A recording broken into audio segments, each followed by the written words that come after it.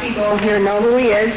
I just want to read a real quick little saying that a member of the audience told me about. This is from Solzhenitsyn, and this is one of the reasons I think we're all here, and we kind of have to remind ourselves why we're doing this. He says, and how we burned in the cabins later thinking, what would things have been like if every security operative, when he went out at night to make an arrest, had been uncertain whether he would return alive and had to say goodbye to his family? Or if during periods of mass arrests, as for example in Leningrad, when they arrested a quarter of the entire city, people had not simply sat there in their lairs, paling with terror at every bang on the downstairs door and every step on the staircase, but had understood that they had nothing left to lose and had boldly set up in the downstairs hall an ambush of half a dozen people with axes, hammers, pokers, whatever else was on hand. After all, you knew ahead of time that those blue caps were out at night for no good purpose. But we didn't love freedom enough. That's what makes this country great. It's not diversity, it's freedom. Bill Cooper.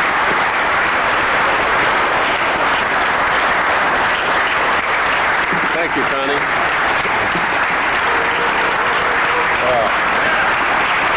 Thank you.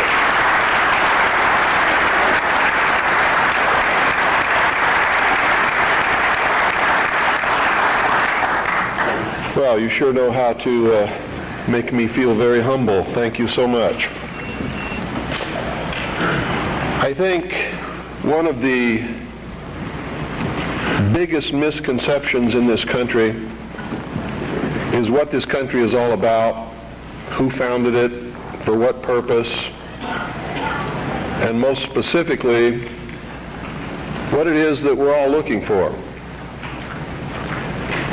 I'm going to try to clarify some of those, and in doing it, as always happens, someone's going to be angry with my definition of some of these things.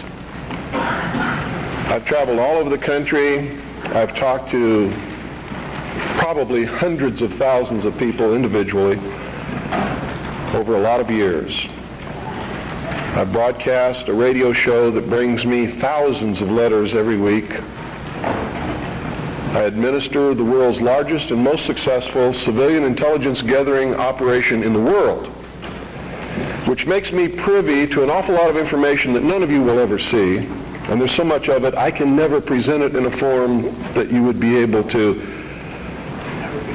look at it and digest it. So that puts a pretty big burden on me and the people who work with me in the intelligence service and in the CAGI news service in order to digest this information, analyze it, and be able to present to you what we believe, and this is a subjective judgment, what you can digest and what you need to know at that particular time. And in doing this, digesting all this information, reading all of these letters from people of every kind of background that you can imagine, every race, every religion, every kind of agenda. And believe me, there's an awful lot of agendas going on in this country that are dangerous to Americans. Being promoted by people who claim to be Americans, who claim to be patriots, and who claim to be doing the best for this country, including those who want to destroy it and bring about a one-world totalitarian socialist government. They sincerely believe in their heart they're doing the right thing for humankind. You see, nobody gets up in the morning and sets out to do evil. Nobody consciously does that. I've never met any person in my entire life who said, I'm evil, I'm going to do evil things, I like to do evil things, I want to do evil things. They don't exist, in my knowledge. They may exist somewhere, people like Jeffrey Dahmer. And I believe that even Jeffrey Dahmer probably rationalized what he was doing in his own mind to make it right. Isn't that the way we all do things? Even if we do something wrong and we know we're doing something wrong, don't we attempt to rationalize it in our own mind and to our friends to justify what we're doing? So I believe it's a great fallacy to set out to brand those whom we disagree with as being evil people. The result of their actions we may perceive to be evil. We may perceive it to be bad. But I guarantee you those people don't see it that way. And when we present ourselves to them in that light, we're good and they're evil, Do you think we have a chance of getting them to listen to us? Not on your life. It's not going to happen. So I think we have to change the way we talk. We have to talk to them in a different manner. Now, don't take what I'm going to tell you standing up here today and compare it to what I say on the radio and expect the two to concur. Because when I'm here, I'm just Bill Cooper. I'm talking to you from my heart. When I'm on the radio, I am on a mission. And that mission is to slap people upside the head and wake them up and even make them hate me, if that's what it takes to get them to go examine what I'm telling them to find out that it's right. You see, I don't care how it's done as long as they wake up. And if I have to be the bad guy that they're going to hate for the rest of their life, that's okay with me if I wake them up. But when I'm here talking like this, that's not my mission, because you're awake already or you wouldn't be here. You see? There's a difference between the people here and the people that I'm talking to over those airwaves. Big difference. An awful lot of you are steady listeners of the Hour of the Time and have been probably for many years. And when I'm talking on the radio, I know who you are and I'm not talking to you. And I know that when you're listening and I talk about the sheeple, the stupid sheeple, it doesn't make you angry. You know why? Because you know you're not stupid sheeple, don't you? The person that gets angry has verified that I was right. Because he wouldn't get angry if he didn't know in his heart that he's a stupid sheeple. You ever been walking down the street and somebody comes running out and says, bank robber, stop that bank robber. Do you start running? Why don't you start running? Because you're not the bank robber, right? You get angry? No.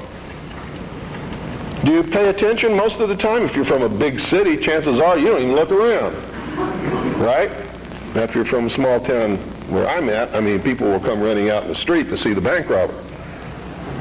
Because it's a small town and not much excitement goes on there unless the IRS comes to mess with me. So, what I'm going to talk to you about today comes from my heart, from my experience in life, from playing this role as messenger, which I take very seriously, from my efforts to wake up the American people, from my family, from all the letters that I get, the people that I talk to, just like I've talked to many of you here today. I've learned some things. And I think these things need to be passed on to you. And I think you need to start examining yourself, your agenda, your mission. Who are you? What are you about? What do you believe about America? Is it true? Are you helping to divide us more? Or are you helping to bring us together? Do you really understand what this country is all about? Now, I know this is going to make some of you angry. That's okay. I know that it's going to open some doors for some of you. I hope that it'll bring us all a little bit closer together. And I hope that everybody, once you've examined your own particular agenda, will try to make it fit better into what we should really be doing. And I'm going to start off way back in history, folks, because that's really where it began.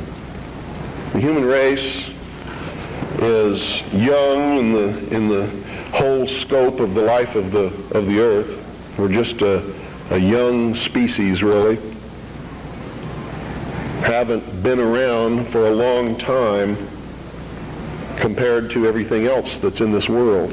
And I'm not talking about biblical years, and I'm not talking about theory of evolution years. I'm talking about from the time when you can see that man emerged on the historical scale of this world and began to affect other species and the world that we live in, and himself, by perfecting the ability to think. First original thought. See, there used to be a time in history when man was just like all the other animals. He didn't think, he didn't know good from evil. He existed and lived by instinct just like the other animals did. If you want to believe the record that we can look back and see written in stone. Okay? If you want to believe that there were creatures that ultimately became this thinking man that you see standing up here in front of you and sitting out there amongst you, didn't have this ability. Now, if you doubt that, read Genesis in the Bible and you'll see that it's confirmed there. Wasn't there a time when Adam and Eve lived in the Garden of Eden? They were not to think. They did not know good from evil. They were just there to take care of the garden. Is that correct? So this concept and the biblical concept agree. Man just enjoyed what God had put there and sort of took care of the garden. Any dentist will tell you that our mouth was not made for eating meat. So ancient man most probably ate vegetables and nuts and things like that, roots. Doesn't mean that I'm telling you to become a vegetarian, because I'm not. You see, I really believe in freedom. I believe you should eat whatever you feel like eating. That's your business. But that's known to people who study these things as the age of innocence. Something happened that brought man out of that state, and if you're talking from a biblical reference, out of the Garden of Eden and into the world. He wasn't innocent anymore. He understood that he was naked, and that his partner was naked. He could think. He could look around. He knew when something was good and when it was bad, just as we all do here. When somebody comes up to me and says, well, how do we know which is the right way to go? I know that person is setting me up to justify his bad deeds, and I won't do it. You always know. We always know which is the right way and which is the bad way. The bad way sometimes feels better, so we may choose that way and justify it by rationalization in order to make ourselves feel better about the bad that we did. In the mystery schools, they refer to this mystical time of coming out of the age of innocence as the Luciferian philosophy. I've tried to illuminate you with this for years on my radio broadcast. In the Bible or in the church, they talk about the fall of man. Same thing. There's only one difference between the Luciferian philosophy and the fall of man, is that those who talk about the fall of man believe in God, whether or not they believe in a Savior. They believe in God. The ones who believe in the Luciferian philosophy do not. Now here's how that works. In the Bible we're told that Eve was tempted by Satan to eat of the fruit of the tree of knowledge of good and evil. God had commanded Adam and Eve not to eat of the fruit of that tree. If you do, ye will surely die. Isn't that the commandment? Lucifer, through his agent Satan, on the other hand, told Eve, God lied to you. He's holding back the fact that you too can become God. But first you have to eat of the fruit of this tree. And if you do, you will surely not die, but shall become as gods. Isn't that true? So, on the religious aspect, we see that as the fall of man because man disobeyed God. We see that as the subjugation of the woman beneath man, where she had originally been the partner. Now she is subjugated beneath man because she was the agent of man's downfall. Is that correct? Now, I'm not talking right or wrong. I'm not trying to insult anybody in here. I'm just telling you what we're taught. so that we all understand what we're talking about, because that's most important. If you understand something differently than what I'm trying to impart to you up here, and we don't have the same definition, we're not going to understand each other, are we? The mysteries, on the other hand, look at this in a different light. Here's their story. It's a metaphor. They don't believe that there ever was a God, or that there ever is a God, aside from man himself. And man has not reached that state yet, but can, and this is what they teach in the lodges, that if you perfect yourself as the temple of the God within and become Christed, you've all heard this in the New Age movement, you too can become God. In her movie, running on the beach, spinning around, I am God. Go ask her early in the morning when she just wakes up and goes and sits in front of the mirror and looks at her aging face and tries to cover it up with makeup if she's God. She may tell you a different story about that time.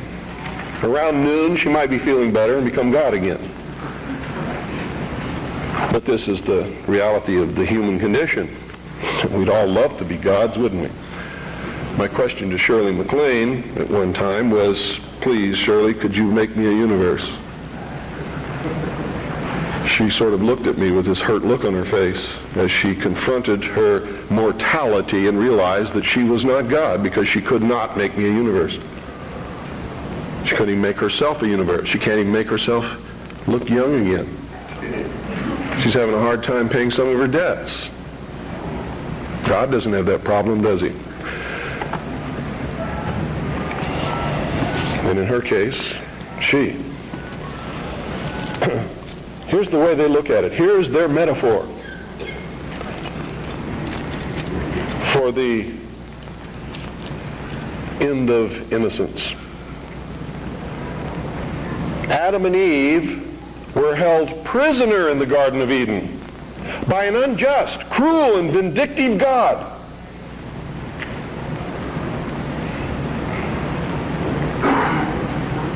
Until Lucifer, through his agent Satan, set man free from this garden by giving him the gift of intellect.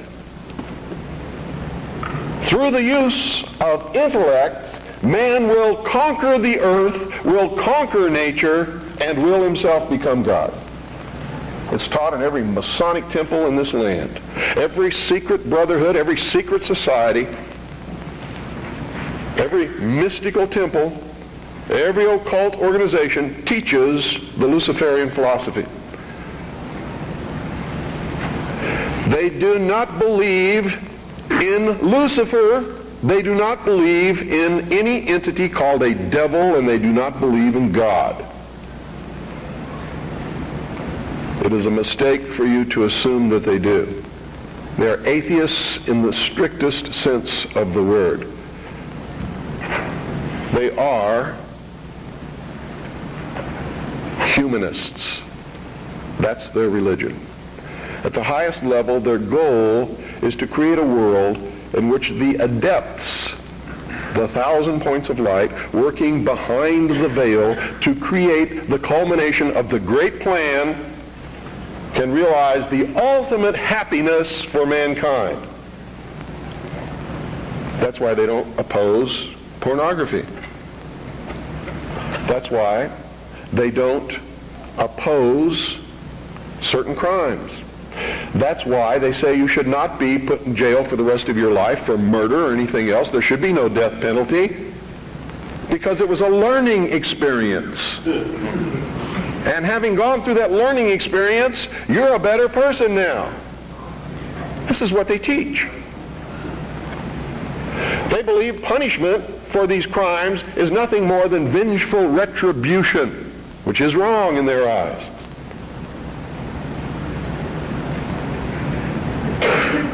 So these are really the two philosophies that we have competing with each other in the world today. Who brought man the gift of fire? Prometheus. Who was Prometheus?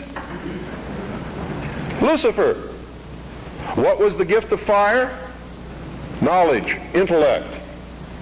Hasn't man created industry, culture, society, science from the use of one solitary thing? Fire. Without fire, none of it would have occurred. None of it. Nothing. There would be no society without fire. That's how it's represented in the ancient myths and in the mysteries. How art thou fallen from heaven, O Lucifer, son of the morning? What is it represented as? A bolt of lightning struck a tree. The tree burst into flames. Ancient man, if you watch the movie Quest for Fire, rushed up and grabbed one of the burning branches, and it burned his hand, and he let it go. He probably didn't go any farther than that the first time. Second time, he may have found a deer that had been roasted by the heat of the fire in the forest. And being hungry, maybe he partook of some of that meat and found that it tasted pretty good. Also, the fire was warm and didn't get cold at night. And this is where the whole battle between the forces of light and darkness comes from. Man sat up on a rock one night watching the sunset and said, "Boy, I'm in deep trouble now. I can't see in the dark. There's wild beasts out there. There's tigers with teeth 7 inches long that want me for dinner. What am I going to do?" He didn't know what to do.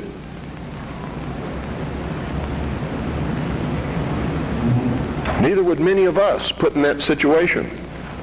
But we would know one thing: we're in deep trouble. And so for a good part of his history, man sat huddled in the darkness in some place that made him feel secure, waiting to be saved. Now remember, folks, I'm not telling you what I believe. I'm telling you what is taught in the mysteries. I'm telling you what our enemies believe. Make no mistake about it, they are our mortal enemies. They want to see us wiped off the face of the earth.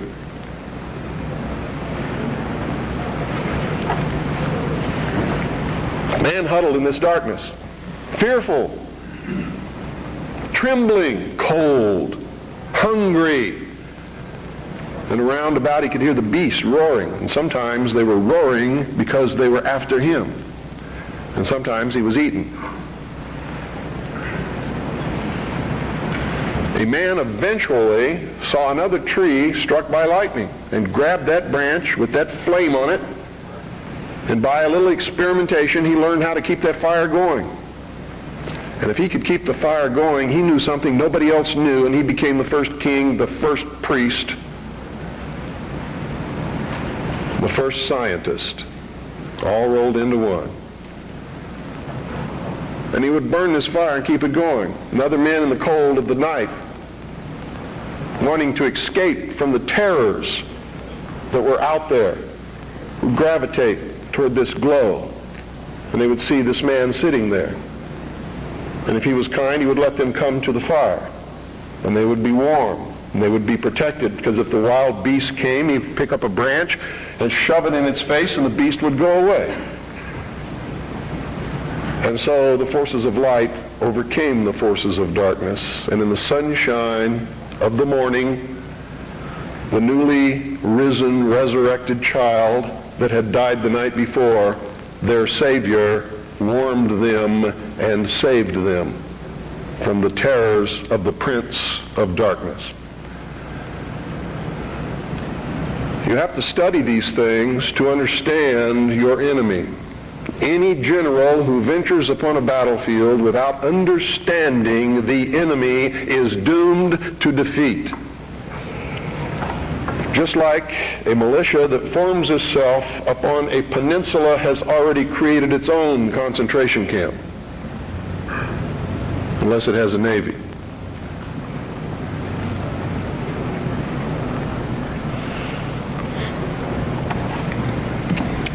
Damn good militia, I might add.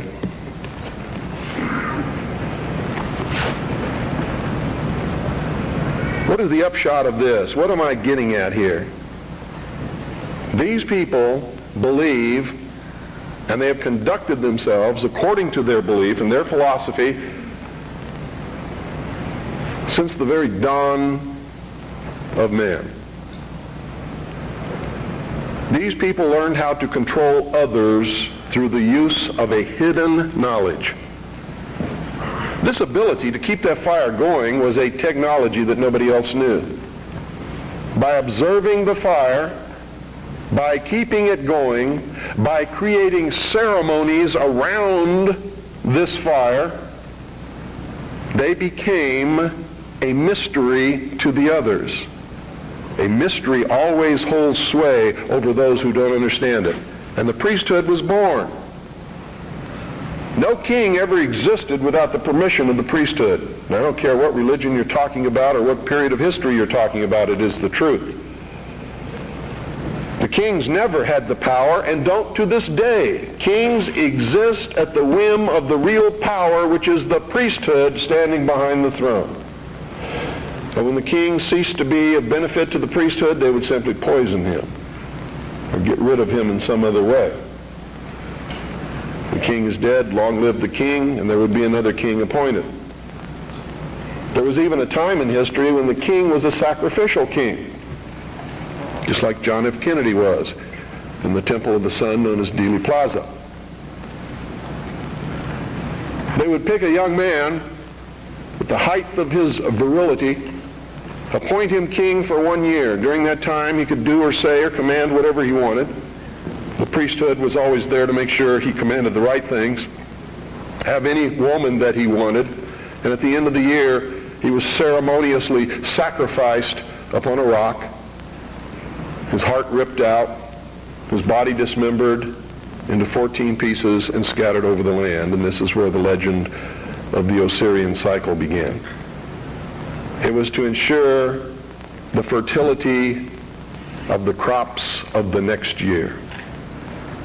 And young men would volunteer for this in their patriotic duty to their kingdom, to their family, so that they could have prosperous years. Much as our young men may volunteer to rush out over the water to a place called Kuwait or Iraq and die in the God-forsaken sands of a place that nobody can even find on a map and never heard of until it happened, all so that he can be called a patriot, someone his family can be proud of. It escapes me how they can ever arrive at these conclusions, but they do, and the priesthood always takes the most advantage of this willingness to sacrifice oneself upon the altar of his country. The problem with it is it's very seldom really for the country. It's for the advancement of the agenda of the priesthood, whoever the priests happen to be at the time. Am I attacking the church? You better believe it. All churches, all organized religions that have existed since the beginning of the time.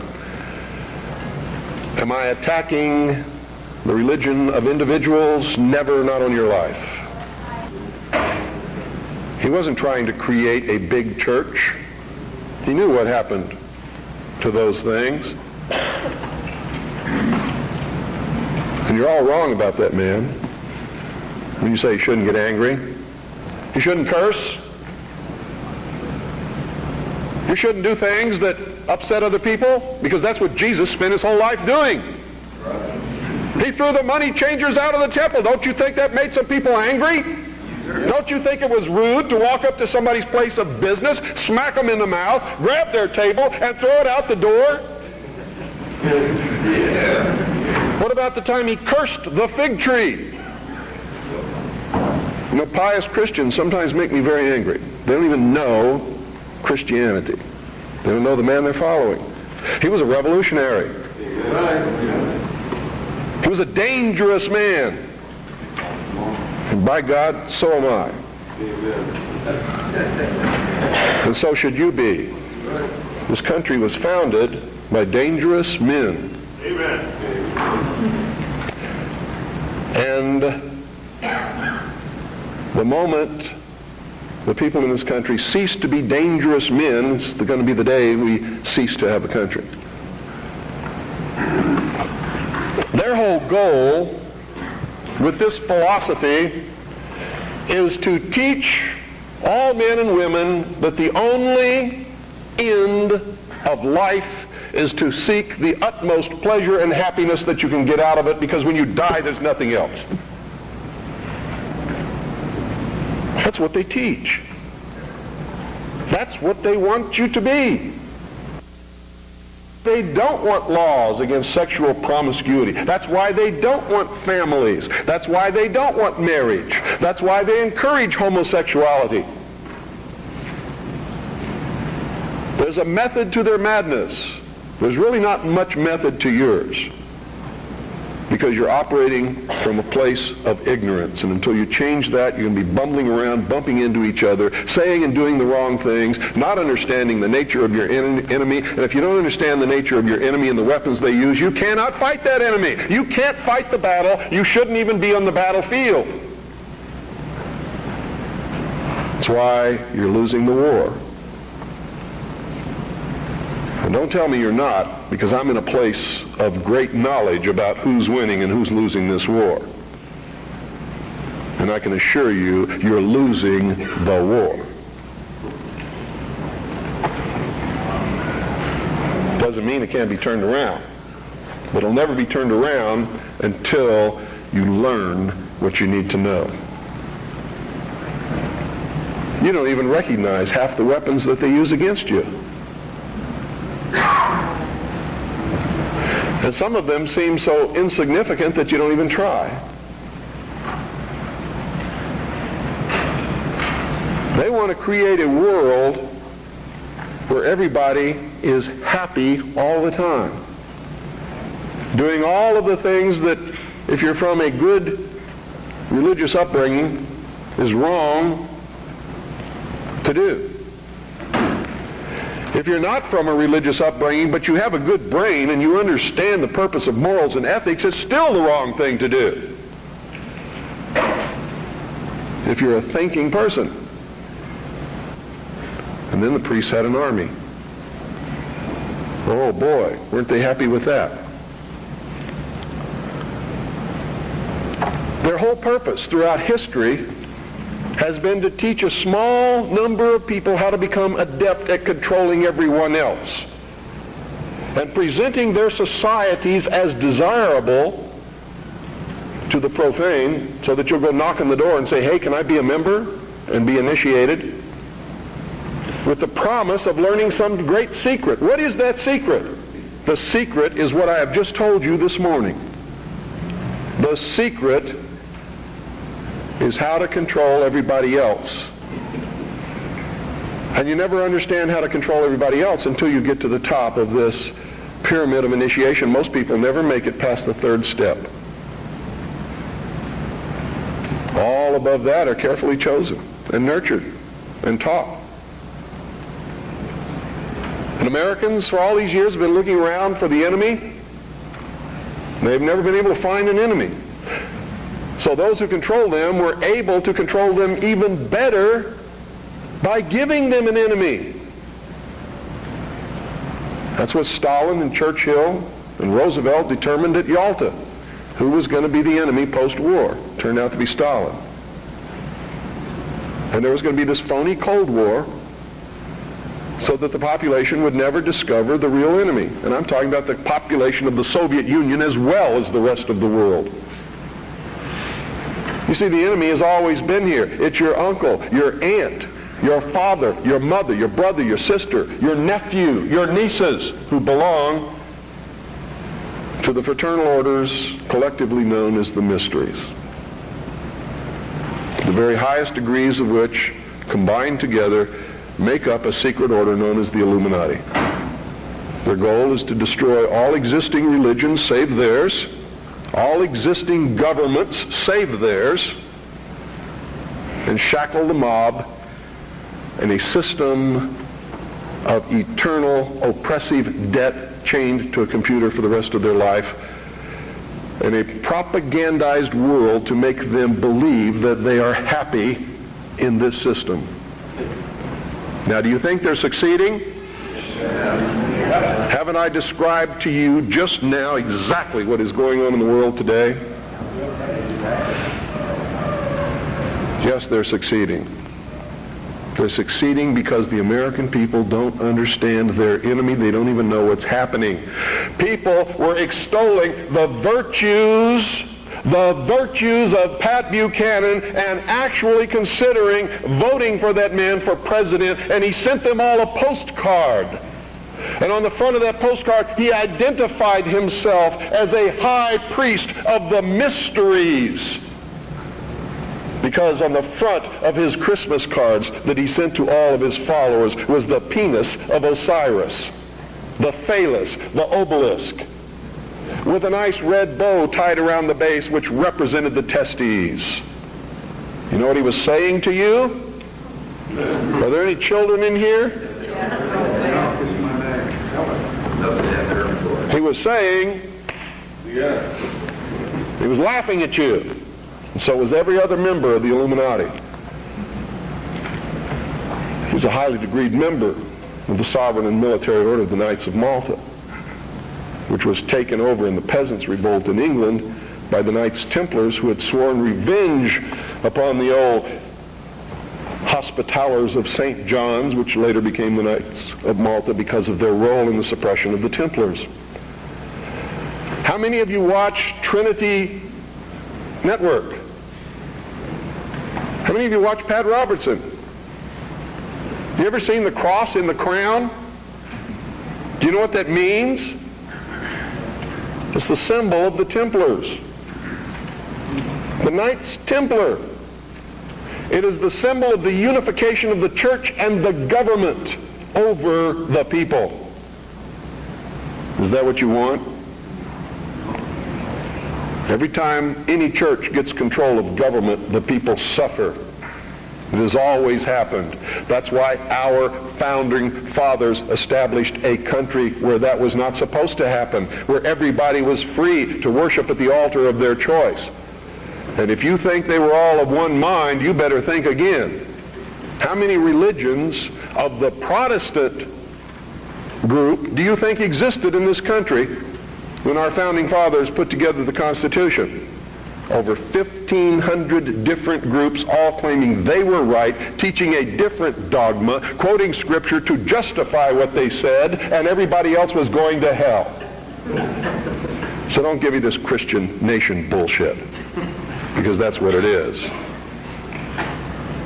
This nation reflected Christian values because the people who made up the government in the early days were Christian, but none of them agreed with each other, and they still don't today.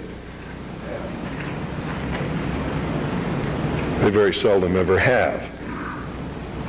What do you mean by Christian? Seventh-day Adventist? Branch Davidian? We need to do some serious evaluating, some very serious checking out of agendas. You really want to take over the government and make it a theocracy? Because I'm going to tell you exactly what's going to happen if you do that. You're going to burn people at the stake who disagree with you. And if that happens, I'm going to have to take up arms all over again. And so will many of you, because you're going to be persecuted. You see? Because whichever one controls the government, you're going to have to conform to that teaching, and if you don't believe in it, you're a heretic. Do you understand what I'm talking about? What is our common bond truly? Freedom. Freedom. Without freedom, you can't be a Christian no matter what denomination you belong to. You can't be a Buddhist. You can't own a donut shop. You can't drive from here to Oregon. You can't be an American, because that's what it's all about, and that's the only thing that it's all about. Nothing else. Nothing else. It's about freedom. Freedom. Only freedom.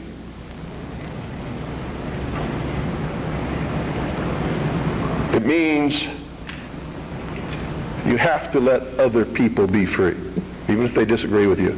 I had a tremendous admiration for the courage of those two communists who had the guts to walk up with their little communist sign and their communist flag. Two of them, young people, all alone, in that sea of America, militia, uniformed patriots. And I saw people who wanted to kill them.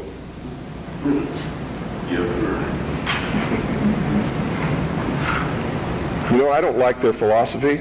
They're misled, misguided. Communism is a terrible thing. But they had guts. And I had a great respect for them. And I believe in freedom. Which means there is no way in the world that we could have had that meeting on your State House grounds this morning unless they had the right to do what they did. Then you had better understand that. Because if you stop them from having their freedom to make their political statement, you have stopped yourself. You have stopped everyone. And that must never happen in this country. It must never happen in this country. Because if it does, there'll never be another congregation like this, and you'll never hear me speak again because I'll be dead. And so will most of you. This country's about freedom. Because only with freedom can you have all of the other things that everybody professes that they want. It's the only way it can be done. I hear all kinds of misconceptions and misstatements. I have the freedom of the press. No, you don't. No, you don't. The man who owns the press has the freedom of the press. And he can say in his press whatever he wants, but you can't. That's why I get angry with Americans when they say, the Jews control the press. Who sold it to them? How'd they get it?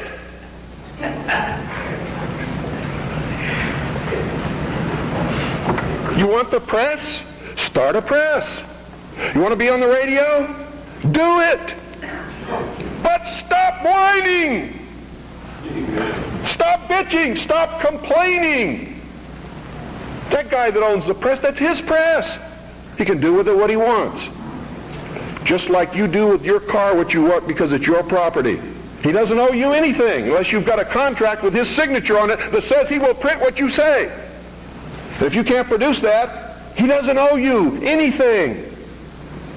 That's America. You know what's wonderful about America? You can have a press. I have a press. How many of you have seen my newspaper? That newspaper's no joke. It makes congressmen cringe when they see it. It scares the hell out of the enemy. You too can have a radio show. I'm going to teach you how just here in just a couple of minutes. You too can publish books like this. I did it. The Harvest Trust is the trust for my children. I'm not rich. I don't have anything. You know how I financed this book? I sold copies before it was printed to people who believed enough in me to buy them. I don't have any money. I have my family. And that's all the wealth I ever need. I don't make any money from my radio show. Veritas has operated in the red from the beginning. And probably always will. But I got something that you don't have. I have a free press. It's mine. And I get to say what I want.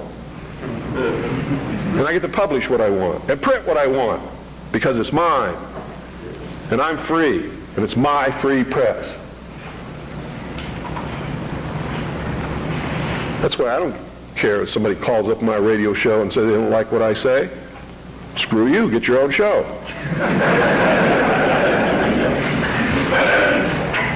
I don't care that they complain because I won't let them talk on my radio show.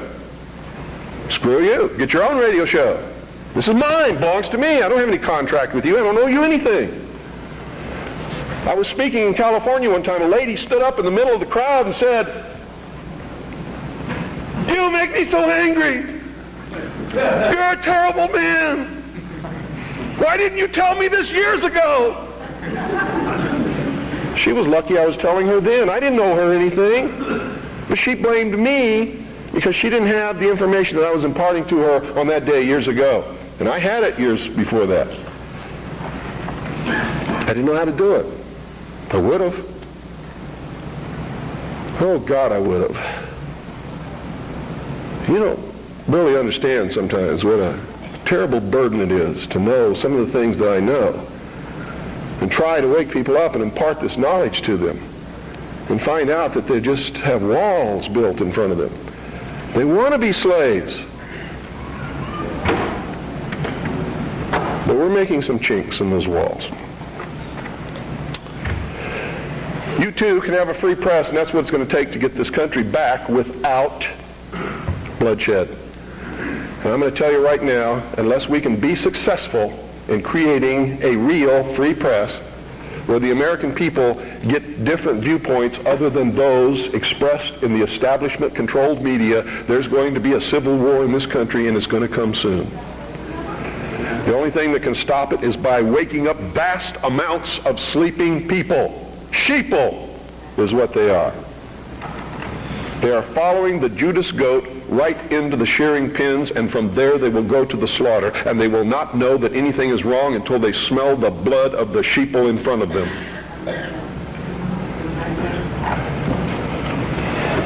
Anybody can publish a newsletter or a newspaper. Anybody. It is not expensive. It is not difficult. And everyone in this room should be doing it all across this country. And everybody that you come in contact with, you should encourage them to do it. And we should flood this nation with information. Not rumor, not opinion, not bullshit. Documented fact. Everything you print must be documented. If it's not, eventually people will stop reading your newsletter or your newspaper. Because all they have to do is check out a few things and find out it's not true, and you're finished. You must publish only documented fact. And you must stay away from printing articles from people who will not document as fact what they put in their articles. That's why my broadcast scares the hell out of socialists. That's why in a White House memorandum I was named as the most dangerous radio host in America, not because I'm going to go out and shoot somebody, but because I shoot documented facts which cannot be refuted. That's why. That's what's dangerous. Seek ye the truth, and the truth will make you free, and nothing else will do it. Jesus Christ has never lied to anybody. Why won't you listen to him? Don't spread a rumor. Spread the truth. Document it. Prove it. Make it irrefutable, and you too will become dangerous to those who admire us in lies and enslave us in socialism. Anytime any system makes you dependent upon anybody or anything or any system, you are enslaved. Understand that. It doesn't have to be chains of iron. You don't have to be hanging up on a wall. You just have to be obligated. That's all it takes. You too can have your own radio station and broadcast anything that you want. You can broadcast your own shows. You can be your own host on that show. You can broadcast tapes of other shows. We encourage people to buy satellite receiving stations across this country, purchase a very simple FM, low-power transmitting kit, and set up their own FM radio station in their hometown. And we now have over 670 people across the nation. It's not expensive. If one person cannot afford the cost, what is wrong with 8 or 10 or 15 or 20 of you getting together, pooling your money, buying one satellite receiving station, a small FM low-power transmitter, and setting up your own broadcasting station. I hope you will broadcast the truth and not some agenda. You see, what happens when you broadcast the truth is you piss everybody off.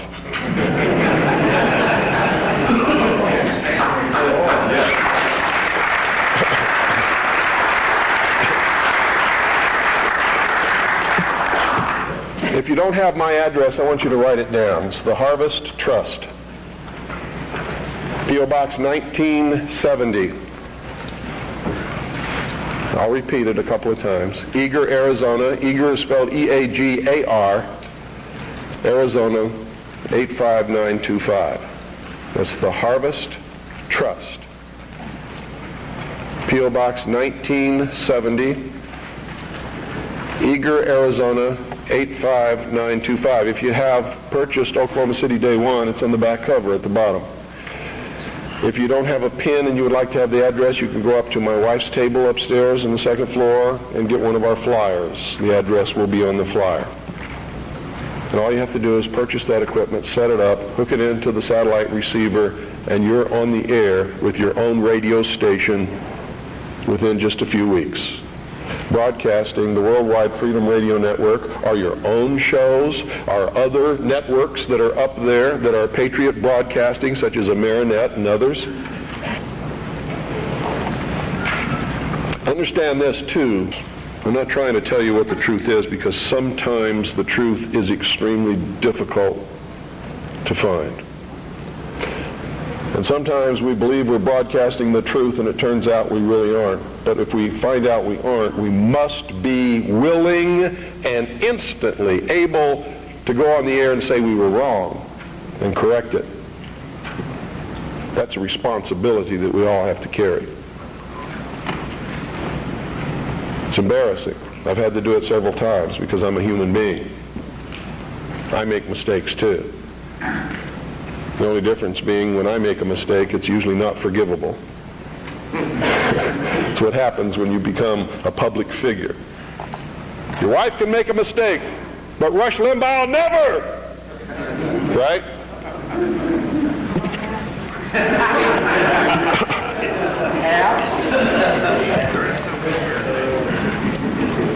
I want you all to get interested in this. All of you should be publishing a newsletter or a newspaper. All of you should be documenting what you publish. All of you should have a satellite receiving station and be rebroadcasting programming to your neighborhood. All you got to do is make sure that you're broadcasting on a frequency that's not interfering with any other broadcast. Which means you don't just check it at your house.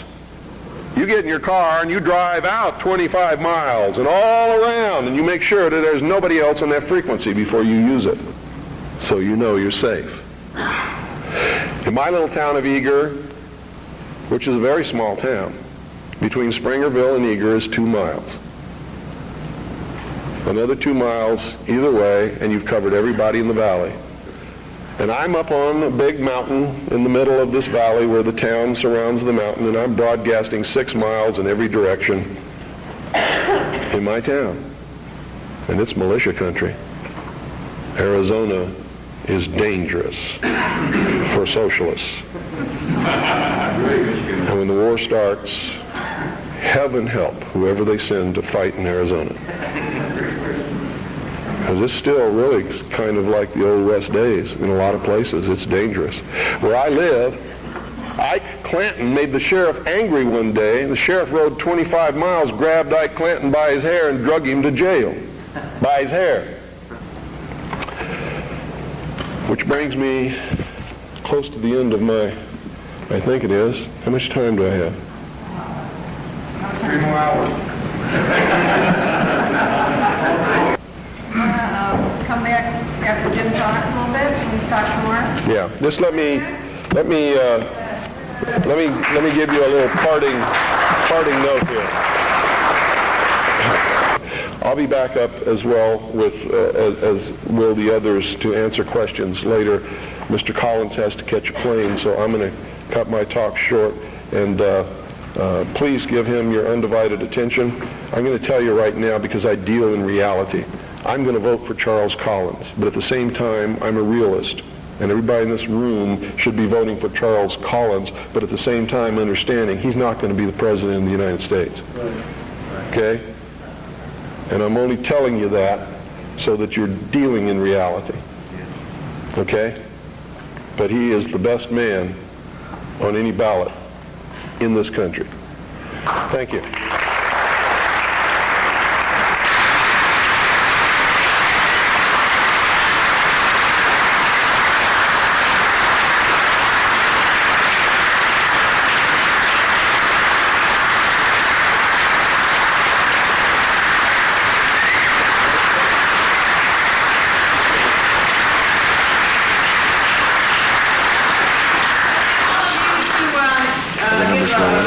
This is the man that designed the No UN flag, John Sorensen.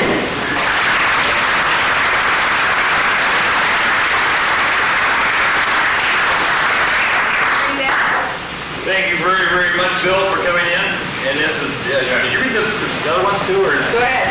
Okay, in appreciation of William Cooper for the continuing support of American individual sovereignty, say no to the UN.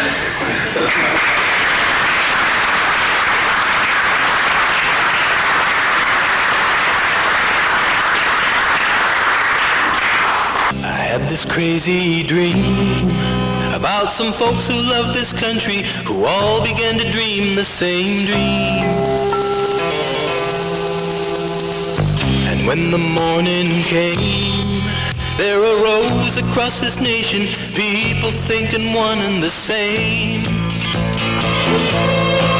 And they awoke to find their freedoms and all their liberties had gradually been taken away. And when they realized the danger to their posterity, I heard those patriotic people say, we want this country back. We ain't just joking, Jack. We want our liberty and our dignity and our freedoms and our rights restored. We want this country back. She's been driven way off track. We're wide awake and we're madder than hell now, and we ain't gonna take it anymore. No, we're not gonna take it anymore. Remember golden days when the stars and stripes forever